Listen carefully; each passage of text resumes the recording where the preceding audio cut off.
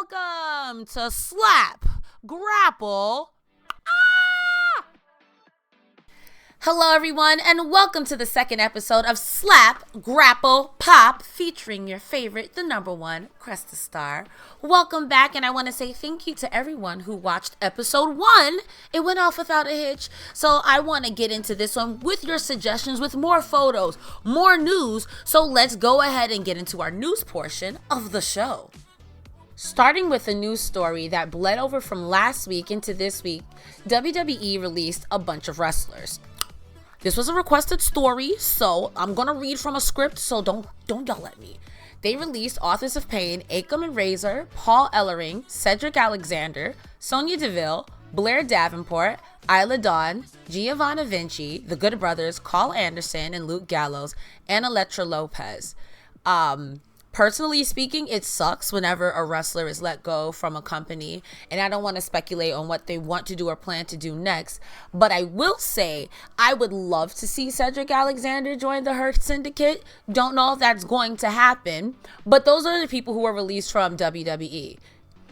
It has also been reported that Miro and Malachi officially ended their runs over in AEW, along with Ricky Starks. Now, I don't watch NXT, but Ricky Starks showed up on NXT, crucially not saying his name, but hitting us with, you know who I am, but you don't know why I'm here line, which was fantastic.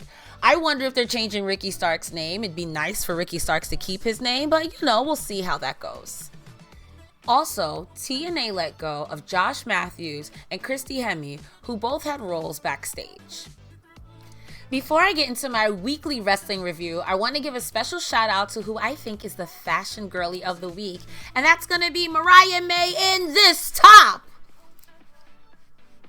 I couldn't find a better picture of her because Mariah May hates everyone. She's scowling, but the top is fierce, and I love this. So wherever you got this girl, let me know. It's not going to fit me, but I think the girlies would love to know. So let's get this review cooking.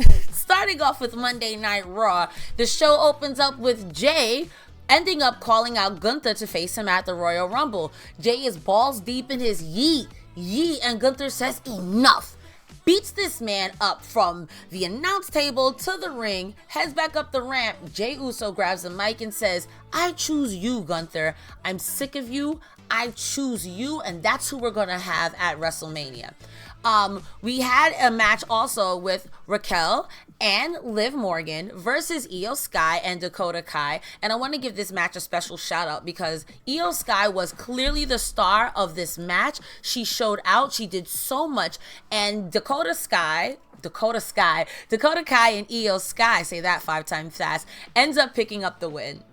Also on Raw, we had Lyra Valkyria versus Bayley to qualify for the Women's Elimination Chamber, which Bayley went over in a very good match. I do like the direction that they're taking Bayley in, and also the direction they're taking Lyra Valkyria in, putting her in the ring with people like Bayley. I will say it's a little frustrating to see your Intercontinental Champion be pinned. However, I understand why, because you'd rather have Bayley in there. I'd rather her lose here than at Elimination Chamber. Rounding out the show, we had the Creed brothers versus the War Raiders for the tag titles, and for some reason, the Creed brothers decided to cheat. Chad Gable, when he went away from American Made, told them, when I come back, you guys better have championship gold, and Ivy now better be the women's U.S. champion or the women's Intercontinental champion. I don't understand why they cheated. They choted. That was Raw. Next up, it's Wednesday. You know what that means. It's the AEW Dynamite review. I wrote these notes out of order, so you're going to take me. That's why you watch this, okay? You're just going to take it.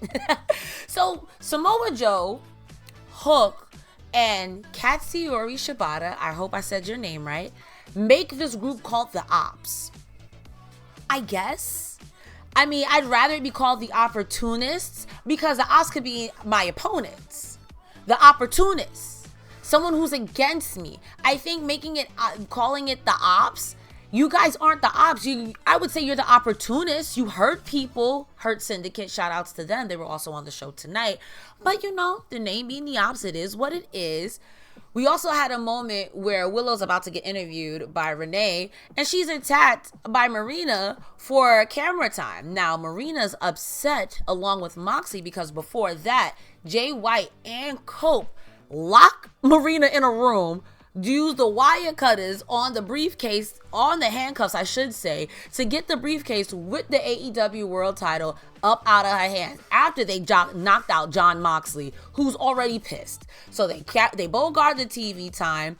Moxley is calling out Copeland, and Copeland says, if you want this, you have to come to the ring and take it from me. If you want this back, I'll see you at the end of the night. We did have a Trios Championship. It was the Death Riders versus the Undisputed Kingdom. There was a nut shuffle retention, which is what I wrote, and that's really funny. As if yam bag shuffling wasn't enough, the Death Riders then begin to beat down Undisputed Kingdom. Then Danny Garcia and 2.0 come out to make the save. That's being consisting of Cool Hand Ange and Daddy Magic. We do have a World Tag Team Championship match. It was the Guns versus the Hurt Syndicate. And I hate to say it, but the Guns have the coolest damn entrance in AOE, in AEW. And I'm upset about it. I'm so upset about it. But the Hurt Syndicate does what the Hurt Syndicate does. They hurt people. They hurt people. And of course, they beat up these poor Guns. They had it coming. We had Dustin Rhodes versus MJF, which to me, I clocked at Dustin Rhodes' gear. Looked a lot like Deadpool with the red and black. MJF does make Dustin pass out to win here. We do have the Max Caster Open Challenge, and I believe that opened up the show, which was really funny because Max Caster came out with his little plaque and all. But unfortunately for him, it was answered by Hangman Page, who is slowly getting off the bottle, so he's super dangerous now. I mean, Max Caster lost. Max Caster lost. I also think it's important to note that Max Caster tried to hide in the crowd, and it was really funny. It was really funny. At the end, Max Caster still holds up his plaque and says, I'm the best wrestler alive. I hope it does something for Max Caster in the sense of, he's been on a downward trajectory. Come on, English is hard. He's been in a downward trajectory where the fans have been giving him the go-away heat. I think if we keep on, I guess, like this bum-ass Baron Corbin type of situation, I think it'll be a nice turnaround for him. And it'd be interesting to see where he goes. I think Anthony Bowens has a bright future ahead of him, and a lot of people have been clamoring for him to have a single run, and a lot of people we want Max Caster to go away. I'm an optimistic Care Bear, so I'm always going to look on the bright side. So I do think a bum-ass Max Caster run would be fantastic for him, and I think would make him endearing to the crowd. And that's your AEW review with Cresta. All right, now we're at the TNA review. I'm taking out my notes. So I'm going to give you guys a little in-depth review here. Let's get it. Who am I kidding? If you wanted an in-depth review, you'd watch my show on Fightful, shameless free plug.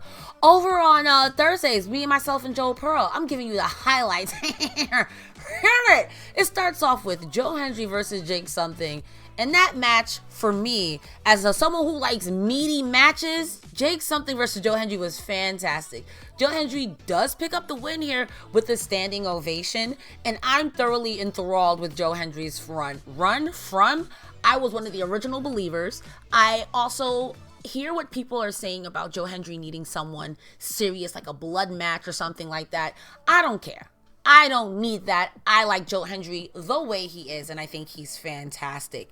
We do have a moment after that where the Nemeth brothers apologize to Santino, because at the end of that match, it was a super kick party. Nick Nemeth ends up kicking Santino because he kicked Jake Something, who came after Ryan Nemeth, and everyone was like, dude, what are you doing? So Santino suspends Nick Nemeth for 4 weeks, and Ryan Nemeth is like, do I still get paid? A mess. That's followed by the elegant.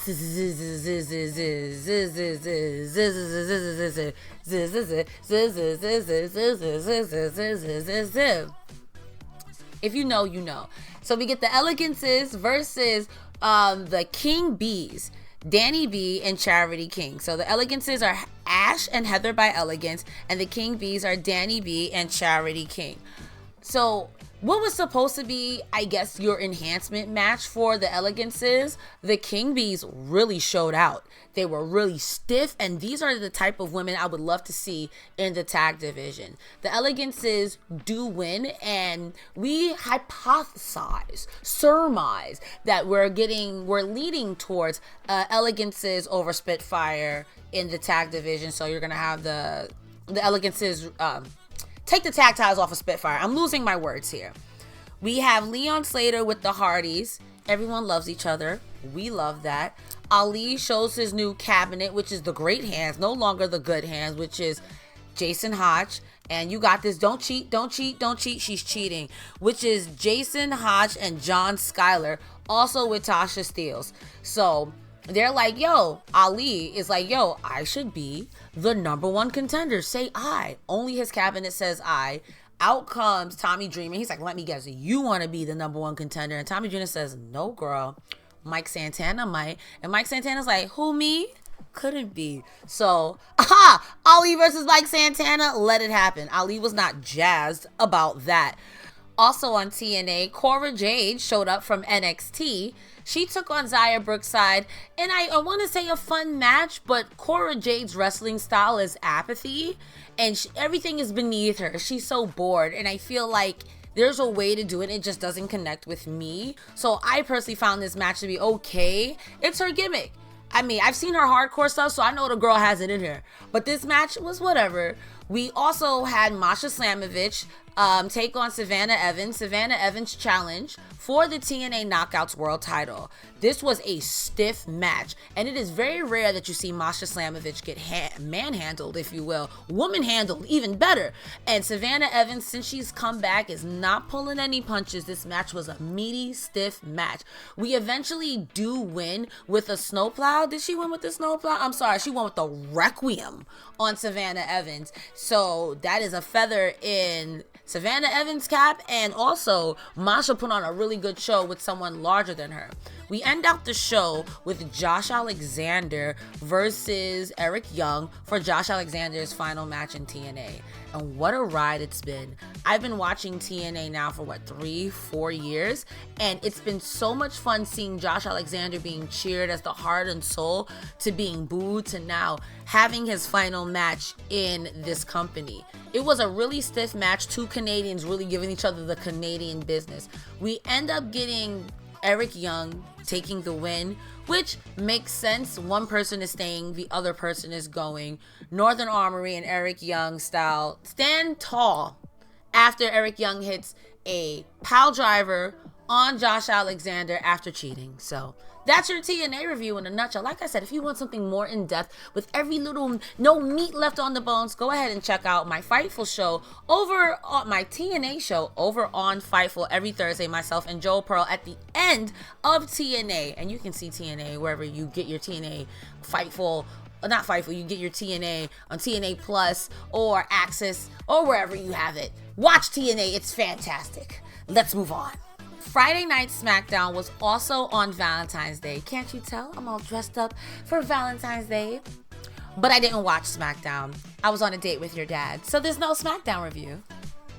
I did see, however, Charlotte Flair challenging Tiffany Stratton for her title at WrestleMania. I guess Tiffy time is Charlotte time now, girl. I'm not mad at that because it's something different, so I will take it. If it is different, I'm into it. Rounding out this week's wrestling review, we have AEW Grand Slam instead of Collision over Down Under in Australia. I apologize to the Australian community for that accent. We start off this card with Will Ospreay and Kenny Omega versus Kyle Fletcher and Konosuke Takeshita. This is everything that you ever wanted and ever needed. It gave you G1 climax. It gave you drama. It gave you stiff. We do get Will Ospreay and Kenny Omega picking up the win over Kyle Fletcher and Konosuke Takeshita with a hidden angel, which is a one-winged angel, and a hidden blade. They were also presented tonight with Kenny Omega's new Final Fantasy music, and it was fantastic. I strongly suggest you go ahead and watch this match because these guys really put on in what I think is a clinic. Kyle Fletcher, not to be left out of the conversation, really showed out tonight. Konosuke was taking bumps, baby. I cannot stress this enough. I want you guys to go ahead and watch it. And again, if you want an in-depth episode or an in-depth review, rather, of AEW Collision, in Grand Slam in this case, go ahead. Fightful. You can see my in-depth review with Iridian and Riccacino, and we go over everything. So I'm just going to be blazing through this. So that match was followed up by Harley Cameron challenging for the TBS title from Mercedes Moné. And bless Harley Cameron's heart, her presentation to the gear, everything about her is fantastic. This is pinnacle sports entertainment. Unfortunately for her, Mercedes Moné is in a run of a lifetime. Her gear was amazing. I think Mercedes' music too is amazing. And despite Harley, for the most part, in my opinion, keeping up with Mercedes in the ring, using the 10 beats of the puppet changing facial expressions throughout the match, Mercedes Moné does pick up the win here with the Moné Maker. And I personally feel like she being Harley Cameron has a bright future ahead of her. I think there is a title run for her with the TBS title later on down the line, but not right now. She just unfortunately is against Mercedes Moné in the run of her lifetime. That was followed up by a Brisbane Ball with Jay White and Cope versus the Death Riders comprising of Jon Moxley and Claudio Castagnoli. This match was stiff. It was disgusting. I don't do blood. The back of Jon Moxley's back was bleeding like he owed somebody money. I wasn't with it. But the Death Riders do pick up the win after Marina cheats, after Yuta comes in and holds back Jay White, after Cope takes a pile driver. Girl, it was a hot mess at the end. Eventually, Cope does get choked out, passes out from Moxley, and Moxley holds the choke past the bell. He says in the camera, I told you I'd break his freaking neck again. We're back here with the Cope neckline storyline. I don't know. I kind of wonder what we're doing with the Death Riders, because you say no one's worthy. We put worthy people against you. You beat them all, and it's right back to no one's worthy. I don't know. We'll see. That match was followed. You know me, I'm looking at my notes. That match was followed by an insane international championship match with the challenger Buddy Matthews taking on Kazuchika Okada for the title. Kazuchika in the beginning was not respecting Matthews, not caring about what he has to do, and I think by the end of the match, he definitely respected this man. Kicks out of a Rainmaker. Matthews, and they even said it on commentary, no one's kicked out of a Rainmaker in AEW. He gave Kazuchika the Murphy's Law. He threw everything except the kitchen sink at Kazuchika Okada. And of course, Kazuchika said, I'm not trying anymore. Grabs the ref, shakes the ref so Buddy can't give Kazuchika a release German or a German. That's what it looks like he was setting up for. Gives him the old donkey punch, yam bag shuffle, and hits another Rainmaker on Matthews to pick up the win for Kazuchika to retain. Which leads us to our main event. We had, honestly, one of the best feel-good moments of the night, next to the crowd singing the rest of Cope's music, which I have to say gave me goosebumps. I can't believe I glossed over that, but the brain is moving a million miles a minute and the tongue can go so fast. We do have Toni Storm versus Mariah May for the women's AEW title, and Mariah May was over it. Her gear looked amazing. Mariah May looked phenomenal. Her entrance and everything. To me, the presentation was on point. However, Luther came out, introduced Toni Storm, and it was a really over-the-top, dramatic kind of intro. And Toni's gear tonight, everything about it was... These two ladies went at it. They beat the hell out of each other. Mariah May gave old girl a mayday on the outside to the mat. Mariah May was just beating the hell out of Toni Storm like, you're not going to win. Toni Storm, after all of the hard work that she does, gets the win with a roll-up. I was upsetty spaghetti. I was mad. After that stiff match, after Mayday after Mayday, after hip attack after hip attack, we're gonna end with a schoolboy, with an old roll up, old rippity doo. I was convinced that the reason why this happened is because you have Revolution coming up in Hollywood and Timeless Tony Storm in Hollywood. Wouldn't that be something? I also said this on the post show.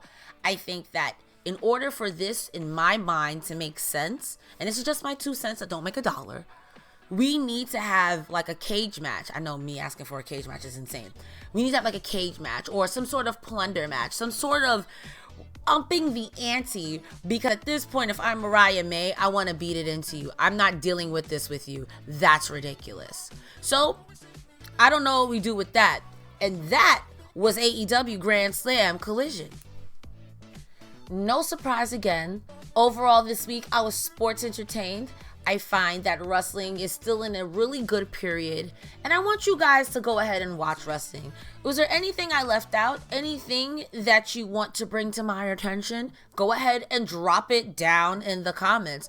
Also, please give me more suggestions. I'm going to try to make this better, and this is a group project, even though I'm doing most of the work. This is a group project, and I want you guys to keep coming back and keep watching Wrestling with Cresta. And I don't know, maybe we'll have a different jingle at one point. If you want more Cresta content, please consider following me on all forms of social media. My little bar is down here. You can follow me on Instagram, TikTok, BlueSky, obviously YouTube, and Twitch at crestastarr, crestastarr, the extra one because I'm a pirate.